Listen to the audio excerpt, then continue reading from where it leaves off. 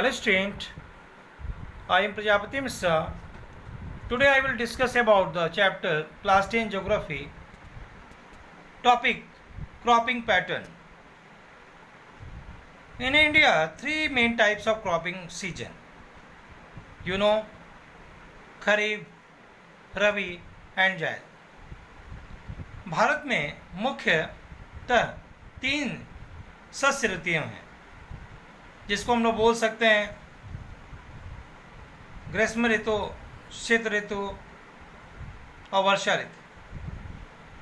तो हम लोग देखेंगे कि वर्षा ऋतु में कौन से फसलें, शीत ऋतु में कौन सी फसलें और ग्रीष्म ऋतु में कौन कौन सी फसलें लगाई जाती हैं. तो अब हम लोग बात करते हैं सबसे पहले वर्षा ऋतु की. तो वर्षा ऋतु में हम लोग खरीफ क्रॉप्स को लगाते हैं. खरीफ क्रॉप्स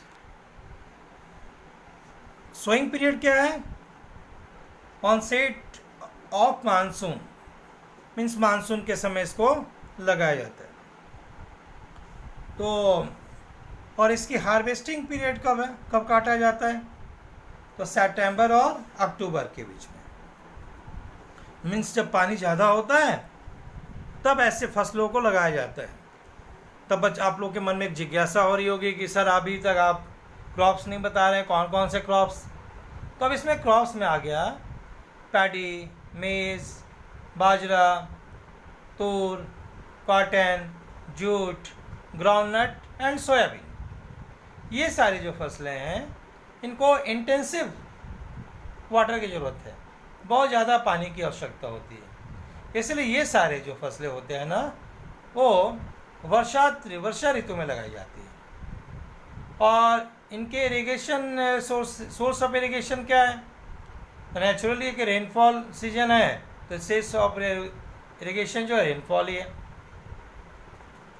तब याद करने का एक तरीका क्या है कि खरीफ क्रॉप्स कौन से क्रॉप्स हैं तो जिसमें पानी की ज़्यादा ज़रूरत होती है. तो पैडी याद रहेगा, मेज है, बाजरा है, तूर है, कॉटन है, जूट है, ग्राउंडनट एंड सोयाबीन. तो these are kharif crops. Okay. अब हम लोग सेकेंड क्रॉप्स के बारे में आते हैं. इंडिया विंटर सीजन में जो होते हैं वो होते हैं रबी क्रॉप्स. तो सोइंग पीरियड्स क्या है इन विंटर, मैंने शीत ऋतु के समय में. तो शीत ऋतु के समय में इसको सोइंग किया है, इसको लगाया जाता है. और हार्वेस्टिंग पीरियड क्या है? मार्च एंड अप्रैल में इसको हार्वेस्ट किया जाता है, काटा जाता है इन फसलों को. अब इसमें कौन कौन से फसल आ जाते हैं भाई? तो वीट है, पीज है, ग्राम है, मस्टर्ड, गेहूँ, मटर, सरसों, ये सारी जो फसलें हैं वो रबी सीजन मीन्स कि शीत ऋतु में लगाया जाता है. शीत ऋतु में लगाने का उद्देश्य क्या है कि इसमें पानी की ज़रूरत कम पड़ती है. पानी की ज़रूरत पड़ती है लेकिन इसमें पानी जो है आता कहाँ से? What is the irrigation sources? तो पानी की ज़रूरत कम पड़ती है. कुछ हम लोगों ने 9 में पढ़ा था, वेस्टर्न टेम्परेट साइक्लोन के कारण भी पश्चिमी विक्षोभ की स्थिति उत्पन्न होती है जिससे भी बारिश होता है, वो भी है. और एक कैनल्स के थ्रू इंडिया में बहुत सारे डैम्स बनाए गए हैं. तो डैम का मोटो क्या है कि कंजर्वेशन ऑफ वाटर, पानी को बचाया जाए और उससे इलेक्ट्रिसिटी प्रोवाइड किया जाए, किया भी जाता भी है. और इरिगेशन फैसिलिटी को इम्प्रूव करने के लिए डैम के थ्रू कैनल में पानी को चैनलाइज किया जाता है और इसके द्वारा पानी पूरे ऑल ओवर इंडिया में सर्कुलेट किया जाता है. ओके. अब हम लोग बात करेंगे जायड क्रॉप्स की. तो जायड क्रॉप्स कौन है? जो ग्रीष्म ऋतु में लगाए जाते हैं. जैसे उसके जो अगर ग्रीष्म ऋतु मीन्स क्या कि भाई मार्च अप्रैल मई में, ठीक है।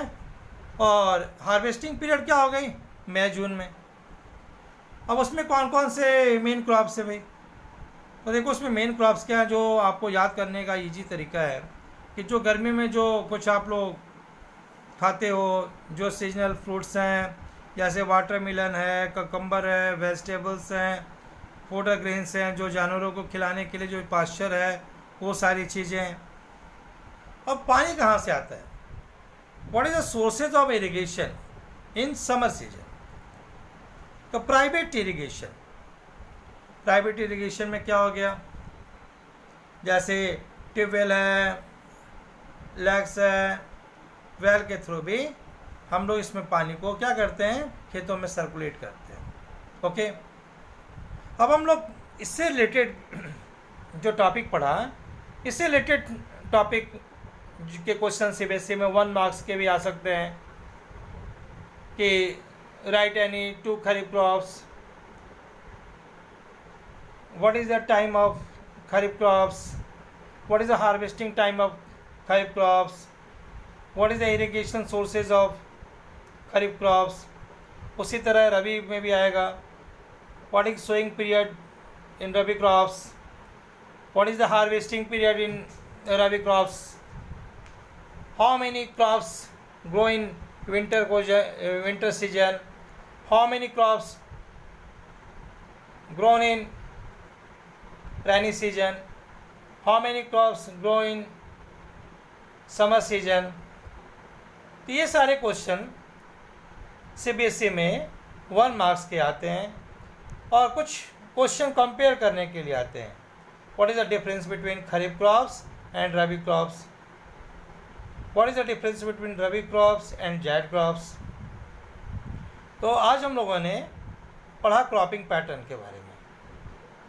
आशा करता हूँ कि ये वीडियो आपको अच्छा लगा होगा। अब हम लोग अगले दिन इस चैप्टर के अगले टॉपिक को पढ़ेंगे। आज के लिए इतना ही। आशा करता हूँ कि वीडियो आपको अच्छा लगा होगा। Thank you, have a nice day.